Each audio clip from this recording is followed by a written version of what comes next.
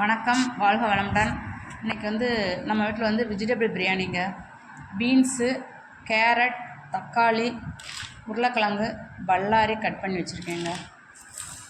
அப்புறம் ஒரு ஸ்பூன் மல்லிப்பொடி, ஒரு ஸ்பூன் வத்தப்பொடி, கொஞ்சோண்டு மஞ்சப்பொடிங்க.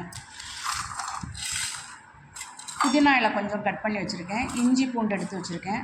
பட்டை, பெருஞ்சீரகம் எல்லாம் இருக்குங்க. பட்டை பெருஞ்சீரகத்தை எல்லாத்தையுமே நான் கொஞ்சோண்டு மிக்சியில் போட்டு உரலில் போட்டு லைட்டாக இடிக்கணும்.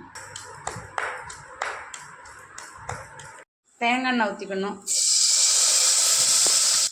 அப்புறம் நறுக்கி வச்ச கேரட்டு, பீன்ஸு, உருளைக்கிழங்கு, தக்காளி, பட்டை, பெருஞ்சீரகம் போட்டு நம்ம நல்லா வதக்கணும்.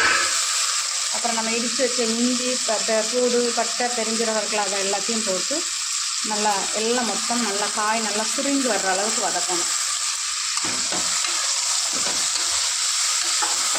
நல்லா வதக்கணும்.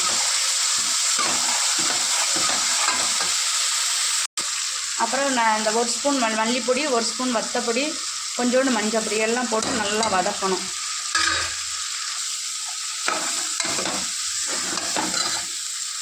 அப்புறம் மிளகாய் 2 கட் பண்ணி வச்சுருக்கதை நம்ம போட்டுக்கணுங்க. அதையும் நல்லா வதக்கணும்.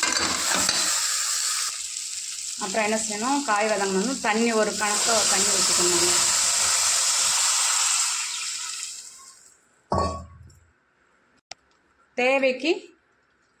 தேவைக்கு நம்ம உப்பு போட்டுக்கணுங்க.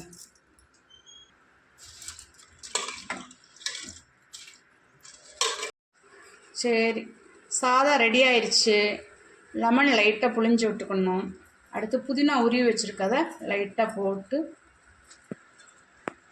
அப்படி கிண்டி இறக்கி வச்சிடணுங்க. அப்படி வச்சுட்டு அவ்வளோதான், வெஜிடபிள் பிரியாணி ரெடி.